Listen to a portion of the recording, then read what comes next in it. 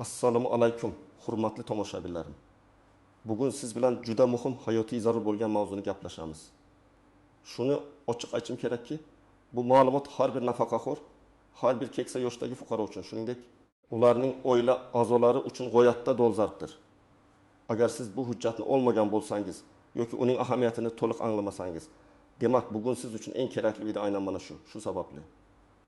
Videoni bir soniya ham o'tkazib yubormasdan diqqat bilan oxirigacha tomosha qiling. Hozirdayoq kanalimizga obuna bo'lish tugmasini bosing va bu videoga like qo'ying. Bu sizga atigi bir necha soniya vaqt oladi. Ammo sizning qo'llab-quvvatlashingiz bu muhim ma'lumotning ko'proq odamlarga yetib borishiga yordam beradi. Ishoning, bu videoda aytiladigan har bir so'z sizning kelajakdagi moliyaviy barqarorligingizga bevosita ta'sir qilishi mumkin.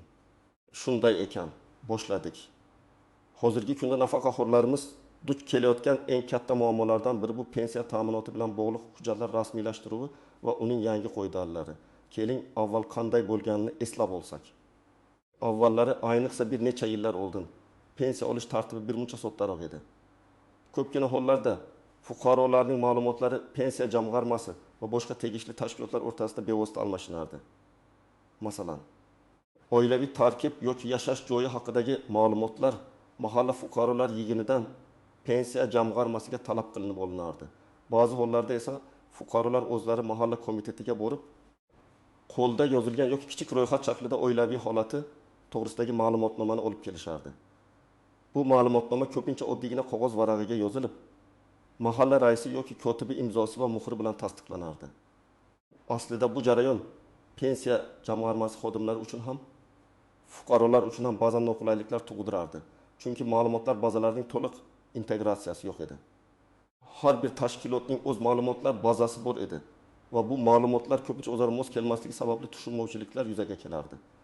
Masalan, fuqaro yangi joyga ko'chib o'tgan bo'lsa, uning avvalgi ma'lumotnomasi eski manzilni ko'rsatar, yangi mahalladan esa yangi ma'lumotnoma olishga to'g'ri kelardi. Bu esa ko'pincha ortiqcha qog'ozbozlik va vaqt yo'qotishlarga olib kelardi. Bugungi kunda esa vaziyat tubdan o'zgardi. Davlatimizda raqamli texnologiyalar joriy etilishi, elektron hukumat tizimining rivojlanishi, davlat xizmatlari markazlari DXM tarmog'ining kengayishi sababli ko'plab hujjatlarni rasmiylashtirish tartibi yanada tizimlashgan va shaffof bo'ldi. Biroq bu o'zgarishlar bilan birga ba'zi bir majburiy talablar ham paydo bo'ldi. Hozirgi kunda pensiya tayinlash yoki qayta hisoblashda eng muhim hujjatlardan biri bu oilaviy holat to'g'risida ma'lumotnoma hisoblanadi. Aniqroq qilib aytadigan bo'lsak, endilikda bu ma'lumotnoma fuqarolar tomonidan DXM orqali yoki bevosita yagona interaktiv davlat xizmatlari portali MyOnk orqali olinishi shart. Bu ma'lumotnoma fuqaroning hozirgi yashash joyi, u bilan birga istiqomat qilayotgan oila a'zolari, ularning qarindoshlik darajasi, shuningdek ularning ijtimoiy masalan talabaligi, ishlamasligi, nogironligi va hokazo haqidagi ma'lumotlarni o'z ichiga oladi. Eng muhimi, bu ma'lumotnoma endilikda davlat ma'lumotlar bazalari asosida avtomatik ravishda shakllantiriladi va uning to'g'riligini davlat organlari tasdiqlaydi. Eski qo'lda yozilgan yoki mahalla tomonidan berilgan, ammo elektron bazada mavjud bo'lmagan ma'lumotnomalar endi qabul qilinmaydi. Bu o'zgarish asosan davlat xizmatlarining shaffofligini oshirish, korrupsiyani kamaytirish va fuqarolarga bir xil standartdagi xizmat ko'rsatishni ta'minlashga qaratilgan. Bu tizimga o'tish bilan pensiyalar va ijtimoiy nafaqalarni hisoblashda xatolar kamayadi. Chunki ma'lumotlar bevosita tegishli davlat bazalaridan olinadi. Biroq bu yangiliklardan xabardor bo'lmagan ba'zi nafaqaxo'rlarimiz aynan shu hujjat tufayli pensiya olishda muammolarga duch kelishmoqda. Keling, endi bu hujjat haqida batafsilroq gaplashamiz. Oilaviy holat to'g'risida ma'lumotnoma deganda, aynan yuqorida aytib o'tganimdek, DXM yoki MyTonkov.uz portali orqali shakllantiriladigan ma'lumotnoma nazarda tutiladi. Bu hujjat sizning pensiya miqdoringizga bevosita ta'sir qilishi mumkin bo'lgan juda ko'plab ma'lumotlarni o'zida mujassam etadi. Xo'sh, kimlar bu hujjat haqida qayg'urish kerak va kimlarga bu unchalik ham tegishli emas? Birinchidan, bu hujjatni birinchi marta pensiya olayotgan har bir shaxsga olish zarur. Masalan, siz umringiz davomida ishladingiz va endi yoshga doir pensiyaga chiqish vaqti keldi. Siz pensiya jamg'armasiga ariza bilan murojaat qilasiz. Ana shu yerda sizdan pasport, mehnat daftarchasi kabi standart hujjatlar bilan bir qatorda aynan mana shu oilaviy holat to'g'risida ma'lumotnoma talab qilinadi. Negaki pensiya miqdori faqatgina ish va ish haqi miqdoriga bog'liq emas, balki qaramog'ingizda bo'lgan oila a'zolari soniga ham bog'liq bo'lishi mumkin. Misol uchun, qonunchiligimizda pensiya oluvchi shaxsning qaramog'ida mehnatga layoqatsiz oila a'zolari, masalan, voyaga yetmagan farzandlar, talaba farzandlar muayyan yoshgacha yoki nogironligi bo'lgan turmush o'rtog'i bo'lsa, pensiyaga ustama to'lanishi ko'zda tutilgan. Bu ustamalar miqdori ham ancha sezilarli bo'lishi mumkin. Agar siz bu ma'lumotnomani taqdim etmasangiz, pensiya jamg'armasi sizning oilaviy holatingizni tasdiqlovchi rasmiy ma'lumotga ega bo'lmaydi va siz shunchaki sizga tegishli bo'lgan ustamadan mahrum bo'lishingiz mumkin. Keling, bir misolni ko'rib chiqaylik. Tasavvur qiling, 6 yoshli Gulnora aya endi pensiyaga chiqmoqda. Uning 20 yoshli qizi bor. U kunduzgi bo'limda universitetda talaba. Shuningdek, Gulnora ayaning turmush o'rtog'i 65 yoshli Murod aka ham bor. U nogironligi sababli o'ziga xizmat ko'rsata olmaydi. Agar Gulnora aya oilaviy holat to'g'risida ma'lumotnomani olib kelmasa va unda qizining talabaligi hamda turmush o'rtog'ining nogironligi aks etmasa, u faqatgina o'zining staji va ish haqiga mos ravishda pensiya oladi. Ammo agar u bu ma'lumotnomani taqdim etsa, unda qizining talabaligi va turmush o'rtog'ining nogironligi tasdiqlanib, Gulnora ayaning pensiyasiga har ikki shaxs uchun ham ustama qo'shiladi. Bu masalan har bir qaramog'idagi bazaviy hisoblash miqdorining 3 ming miqdor miqdorida bo'lishi mumkin. Bu degani bir necha 100 ming so'm miqdoridagi qo'shimcha mablag'dir. Bu oylik xarajatlarda katta yordam bo'lishi mumkin. Shuning uchun yangi pensiyaga chiqayotgan har bir fuqaro bu hujjatni albatta olishi shart. Ikkinchidan, pensiya turini o'zgartirayotgan shaxslar. Masalan, siz nogironlik pensiyasi olib kelayotgan edingiz, endi esa yoshga doir pensiyaga o'tmoqchisiz yoki boquvchisini yo'qotganlik pensiyasini olib kelayotgan edingiz. Endi o'zingizning yoshga doir pensiyangizni rasmiylashtirmoqchisiz. Bunday hollarda ham sizdan yangi oilaviy holat to'g'risida ma'lumotnoma talab qilinishi mumkin. Sababi pensiya turi o'zgarganda. Uning hisoblash mexanizmlari ham o'zgaradi va shu bilan birga sizning qaramog'ingizdagi shaxslarga bog'liq ustamalar ham qayta ko'rib chiqilishi kerak bo'ladi. Uchinchidan, va bu juda muhim, pensiya miqdori qayta hisoblanayotganda yoki oilaviy holatingizda o'zgarishlar ro'y berganda. Misol uchun, siz allaqachon pensiya olib kelayotgan edingiz, ammo bir necha oy oldin qaramog'ingizdagi farzandingiz universitetga o'qishga kirdi. Yoki sizning qaramog'ingizda bo'lgan turmush o'rtog'ingizga nogironlik guruhi belgilandi. Bunday hollarda pensiya miqdoriga ustama qo'shish uchun siz pensiya jamg'armasiga murojaat qilishingiz kerak bo'ladi. Shu murojaat bilan birga siz albatta yangi oilaviy holat to'g'risida ma'lumotnomani taqdim etishingiz shart. Bu ma'lumotnoma sizning oilaviy holatingizdagi o'zgarishlarni rasman tasdiqlaydi va sizga tegishli bo'lgan ustamaning qo'shilishiga asos bo'ladi. Aks holda siz bu qo'shimcha mablag'dan bexabar qilib uni olmasdan yuraverishingiz mumkin. Mana yana bir misol. 72 yoshli Aziza buvi 10 yildan beri pensiya oladi. Uning o'zi yolg'iz yashaydi. Biroq 1 yil oldin uning jiyani to'satdan vafot etdi va u jiyanining 12 yoshli o'g'lini o'z qaramog'iga oldi. Bola o'zi bilan birga Aziza buvining uyida yashay boshladi. Aziza buvi esa bu vaziyatda o'z pensiyasiga ustama olishi mumkinligini bilmagan. Agar Aziza buvi hozir borib oilaviy holat to'g'risida ma'lumotnomani olsa va u yerda o'zi bilan birga 10 yoshli nabirasi yashayotganligi aks etsa, u holda u pensiyasiga nabirasining qaramog'i uchun qo'shimcha ustama olish huquqiga ega bo'ladi. Bu ham oylik budjetga katta yordam beradi. Bunday misollarni ko'plab keltirish mumkin. Asosiy e'tibor berish kerak bo'lgan jihat shuki, oilaviy holatingizda pensiya miqdoriga ta'sir qilishi mumkin bo'lgan har qanday o'zgarish sodir bo'lganda, siz bu hujjatni yangilashingiz va pensiya jamg'armasiga taqdim etishingiz lozim. Kimlar uchun bu hujjat unchalik ham muhim emas.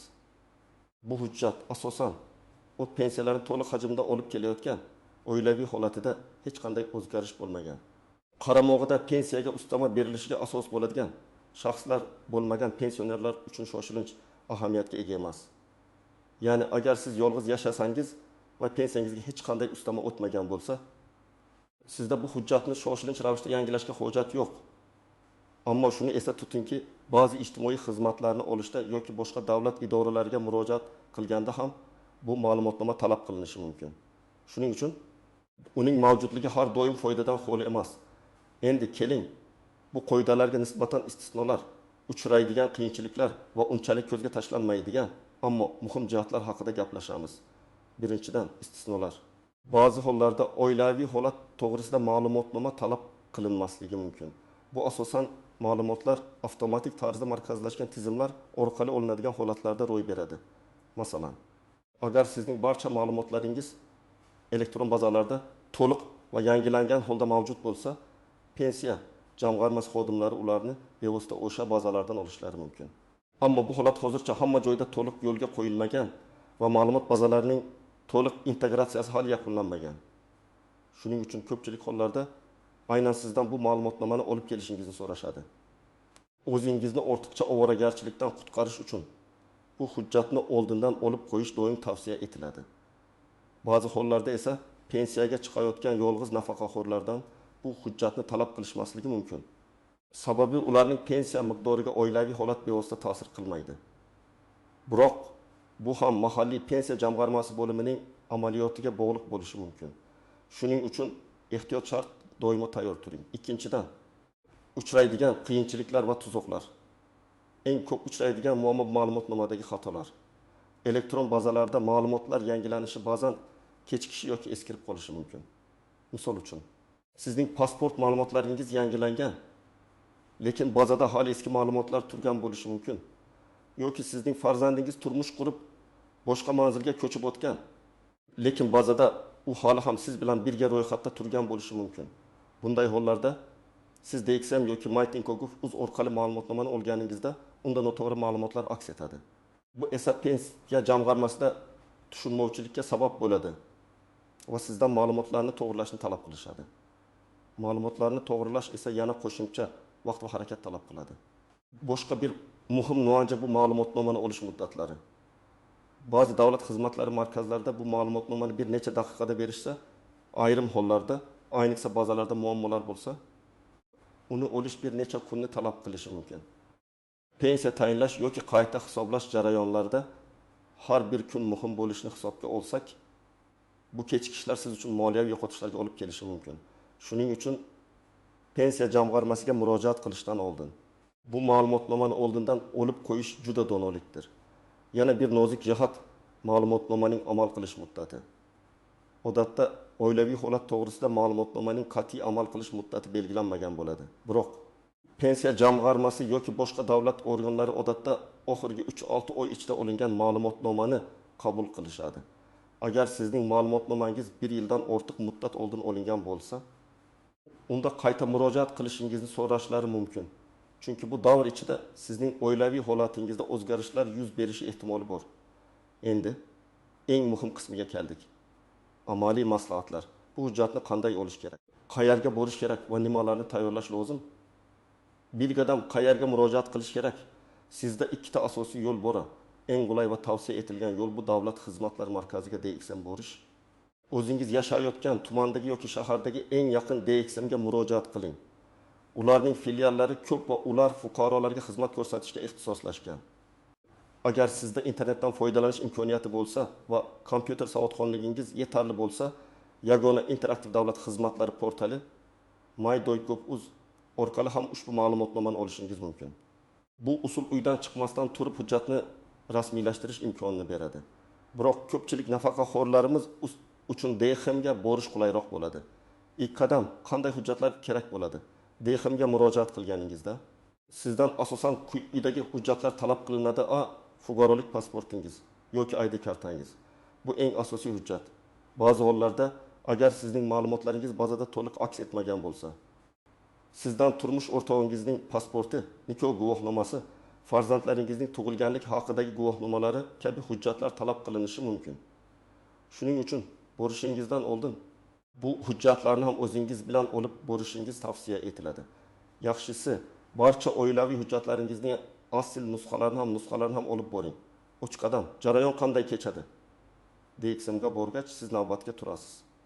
Navbatingiz kelgach, operaga murojaat qilganingizda unga oilaviy holat to'g'risida ma'lumotnoma kerakligini ayting. Operator sizning pasport ma'lumotlaringizni kiritadi va davlat bazalaridan ma'lumotlarni tekshiradi.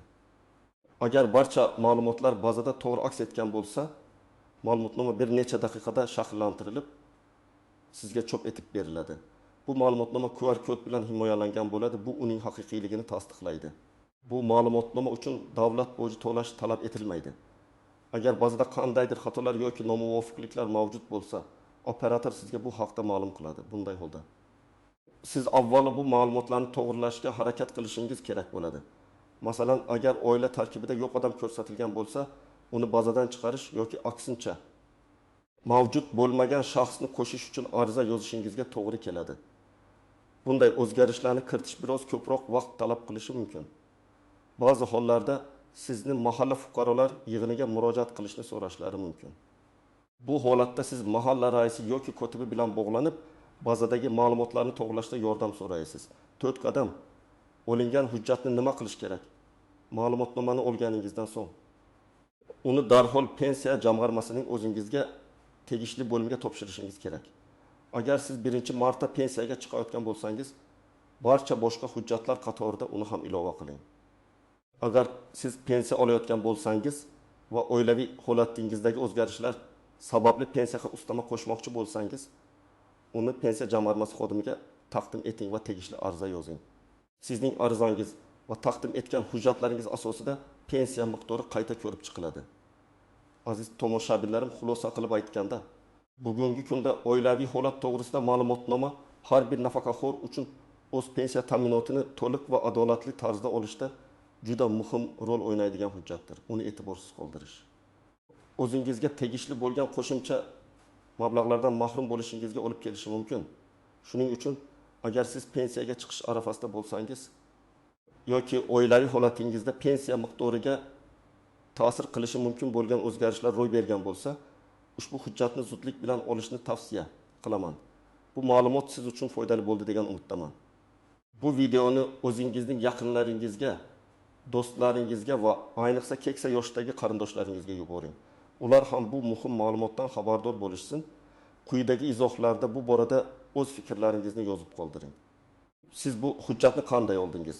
Qanday qiyinchiliklarga duch keldingiz? Sizning tajribangiz boshqa tomoshabinlar uchun juda foydali bo'lishi mumkin. Videoga like bosishni va kanalimizga obuna bo'lishni unutmang. Sizning qo'llab-quvvatlashingiz bizga yanada ko'proq foydali ma'lumotlar bilan bo'lishga motivatsiya beradi. E'tiboringiz uchun rahmat, salomat bo'ling.